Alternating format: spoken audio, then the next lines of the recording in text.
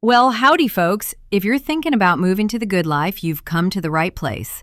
I'm about to count down the top 10 best places to live in Nebraska. Now, I'm not just counting them down, I'm going to give you the full scoop about real communities, their feel and vibes, home prices, rental range, schools, family spots, the good, the bad, and the stuff you only learn after you've lived here a while.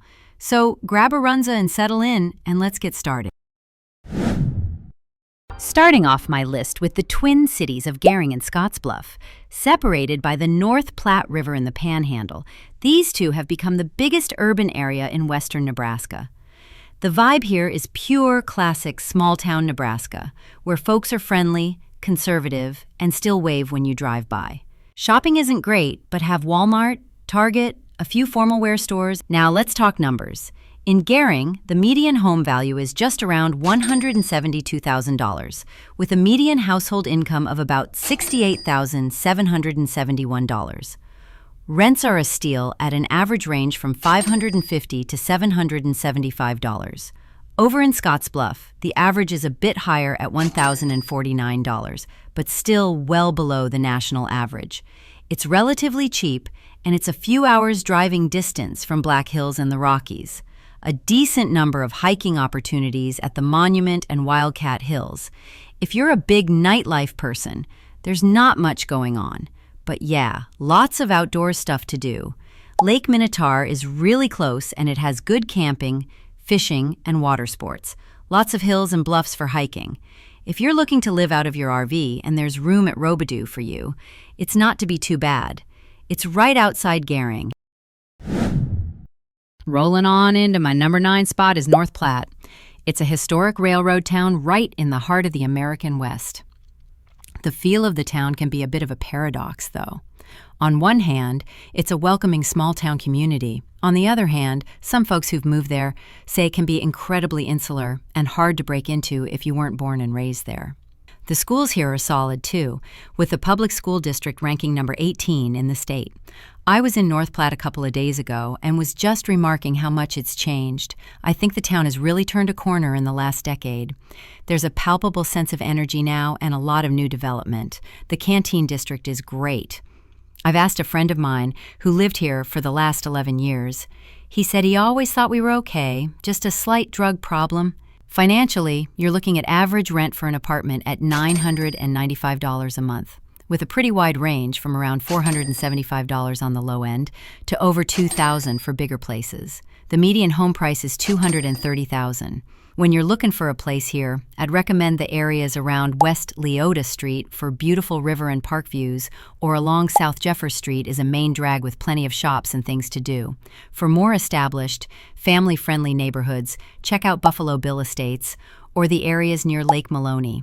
And it's also home to Nebraskaland Days and the Buffalo Bill Rodeo, some of the biggest celebrations in the state. And you can't talk about North Platte without mentioning the Union Pacific Bailey Yard, the largest rail yard in the world. At number 8, I've got an amazing little town. Welcome to Wayne.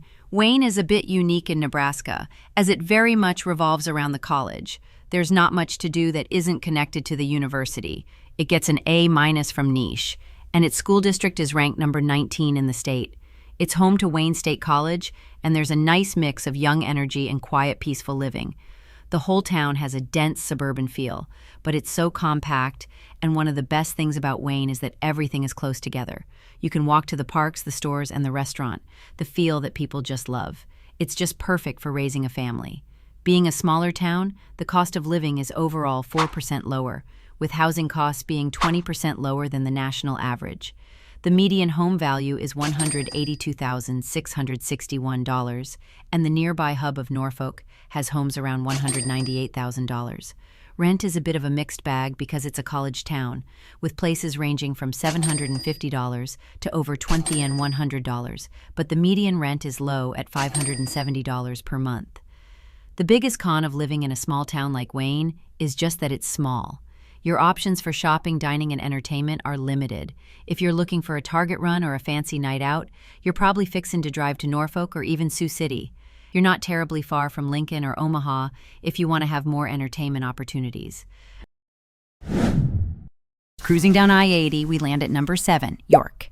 This is a community-driven city that's got a lot going for it, especially for families. The absolute standout feature here is the school system.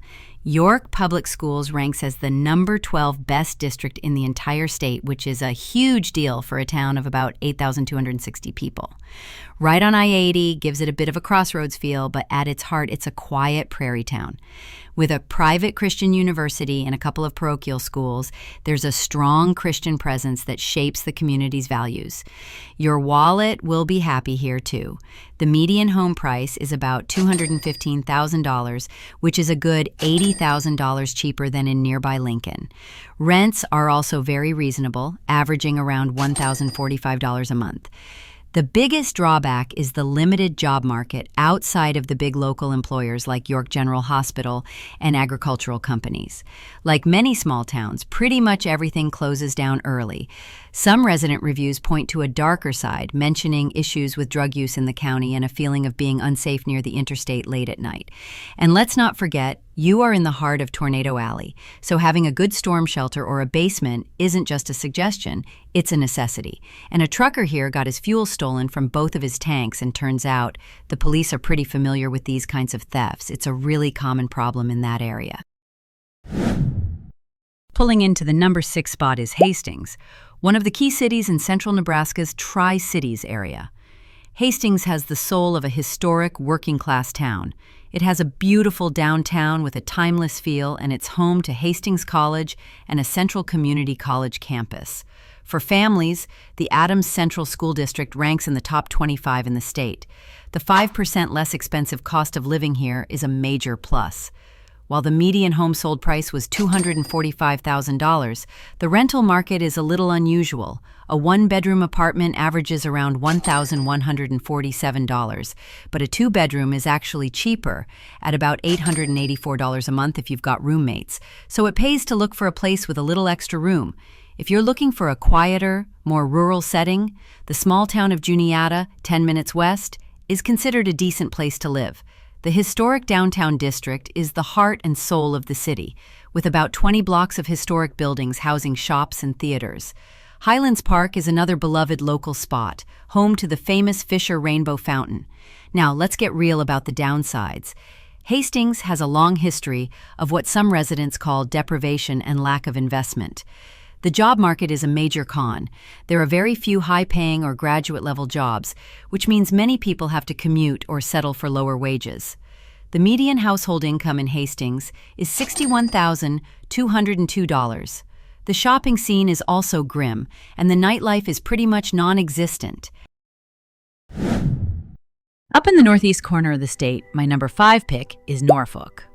This place is a true regional economic hub, which is a fancy way of saying it's got jobs. The economy here is diverse, with strong manufacturing, retail, and education sectors, making it a great spot for young professionals and families who want a suburban feel with real career opportunities. And speaking of families, the public schools here are a huge draw, ranking number 7 in the entire state. Some locals say it can be a little uppity, meaning it has a bit of pride in itself, but overall it's a welcoming place. Living here won't break the bank either. The median home value is a very reasonable $198,877, and the median household income is about $59,243. If you're looking to rent, the average is around $900 a month, with a huge range of options available. Norfolk is already the 4th most expensive place to live in this state, and the taxes are increasing year by year. I do not like that at all. For a great day outdoors, Hazuka Park and the Cowboy Trail are perfect for a long bike ride. But be cautious in the park after dark. It's going to be untenably cold in the winter and untenably humid in the summer. And that the local mall is slowly dying out. And if you're looking for big-time entertainment, you'll have to make the hour-long drive over to Sioux City. It's a great place to live when you're a kid and when you want to settle down. But if you're looking to spread your wings, you're probably better off somewhere else. All right, time for a joke. Why did Johnny Carson leave Norfolk? He heard the jokes were better. Literally anywhere else. Just kidding, Norfolk. We love ya. Just a stone's throw from Lincoln is the number 4 pick, Seward. This is the perfect spot if you're looking for safe, clean, and friendly classic small-town life without giving up access to big city amenities. It's a fairly nice, well-to-do town. I'd say a little wealthier than most towns of its size across the state, with a median household income of $70,000. But the number one reason people flock to Seward is for the schools. Seward Public Schools is the number 4 ranked district in all of Nebraska and has earned an excellent rating from the state's Department of Education. That's a big deal. It has a dense suburban feel, but it's a college town home to Concordia University, so there's a good mix of youngsters and families. The town is incredibly proud of its title as Nebraska's 4th of July city, and that celebration is a huge part of its identity. The overall feel is conservative, supportive, and very community-oriented. This top-tier quality of life comes at a pretty fair price. The median home price is right around $312,000, and a one-bedroom apartment averages an incredibly low $504 a month, and you can expect to pay as little as $681 or as much as $999. So what's the catch? Well, the biggest con is also its main feature. It's a quite small town. If you're an introvert who loves peace and quiet, it's perfect. But if you need a lot of excitement, there's the lack of things to do. For any major shopping, dining, or entertainment, what's the most exciting thing to do in Seward on a Friday night? 30-minute drive to Lincoln. Storming into the top 3 is the largest city in central Nebraska, Grand Island. This place is a major regional anchor and even lands in the top 3 best places to live, according to U.S. News & World Report. Grand Island feels like a true working-class city. It's a manufacturing and industrial hub, and that get-it-done attitude is a big part of its personality. Later on, but the biggest selling point for Grand Island is affordability. The median home value is just $191,793, which is an absolute bargain for a city of its size. And the median household income is a solid $61,903. Rent is also manageable, with an average of about $1,372 a month. Plus, you're not sacrificing education for that price. The Northwest Public Schools District is ranked number 10 in the state. When it comes to safety and desirability, the western parts of the city are better. Neighborhoods like Engelman and the newly developing West Lawn are good places to look for single-family homes. If you want the amenities of Grand Island, but with a more rural, small-town feel, locals highly recommend the nearby towns of Wood River and Doniphan, just a few miles outside the city proper. Now, the city has some cons. Multiple residents describe it as basic and uneventful, an industrial meat-packing town that lacks personality, and it's listed as one of the worst cities in the state for violent crime, and residents complain about run-down neighborhoods. And it's a city where everyone seems to just work all the time, with very little culture or nightlife to speak of.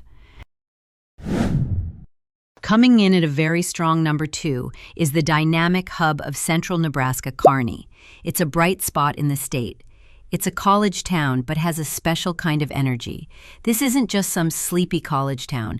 Folks here have a progressive-minded and innovative spirit and a real can-do attitude that you can feel. If you're living down near campus, though, it would be quite useful. As it's pretty nice and flat, there are some great trails, and campus is long and stretched out. When it comes to living, the northwest part of the city is the safest and most desirable. The value you get here is just incredible. The cost of living is a whopping 14% below the national average, with a median home price between $234,000 and $275,000. The median household income is $75,141, and the average rent for a one-bedroom apartment is about $1,121. On top of that, you get one of the best school systems in the state, with Kearney Public Schools ranked number 3 overall. The city is also investing heavily in its future with the new Kearney Good Life District, a massive 200-acre development that's going to bring in new retail, restaurants, and tourist attractions. But living in the middle of the state has its drawbacks. The biggest con for Kearney is its isolation. You're looking at a 2 to 3 hour drive to get to Lincoln or Omaha. Overall, Kearney is a pretty nice town, all things considered, but it's central Nebraska, so you don't always have as many options as larger cities for entertainment. And here we are, at the #1 spot on the list. The best place to live in Nebraska for 2025 is the state capital itself, Lincoln. The Star City truly offers the best of all worlds. It's got the vibrant energy of a major university town, the stability of being the seat of state government, and some of the main pros are cost of living overall about 5 to 6% lower than the national average. Virtually no traffic and no crime relative to Houston, short commute, good public schools, if you decide to have kids, no unsightly, endless urban sprawl freeways, and it's a medium-sized city with some nice things, but still quiet and simple living. It's also one of the safest capital cities in the entire country, with the most serious types of crime hitting a 20-year low. For a city of its size, Lincoln is remarkably affordable. The median home value is around $265,000, and the median household income is just over $70,000. The average rent is about $1,150 a month. If you're looking for the best spots, the Southwest Lincoln, especially south of the Nebraska Parkway, is the most desirable area for families, with great schools and amenities. For a more lively urban feel, the historic Haymarket and Telegraph districts are packed with fantastic restaurants, bars, and entertainment venues like the Pinnacle Bank Arena. But the biggest knock against Lincoln is its property crime rate. While it's generally safe, be a bit more cautious in the North Bottoms or the lower numbered streets near the capital, where there's more petty theft. And like the rest of Nebraska, the winters can be harsh, and the public transportation system is pretty limited if you're used to a bigger city. If there's something Lincoln doesn't have, Omaha is just 45 minutes down the road, and since the Omaha Metro is over 1 million people, they have a lot more. Hell, Omaha has a great foodie scene, and they have one of the best sushi chefs in the nation. Yeah, it's true. I made a full video already. Check the iCard and I'll leave the link in the description. And if Omaha doesn't work, Kansas City is 2.5 hours away and has just about everything Texas does, including Whataburger, Waffle House, and Jack in the Box. It's a great city to spend a weekend in. Highly recommend the Country Club District down there. I also made a video on Kansas. Check that also. So there you have it, folks, the top 10 best places in Nebraska. Subscribe for more videos and drop a like for the algorithm. If you've got questions, drop them in the comments. Thanks for watching, and I hope to see you in the good life soon.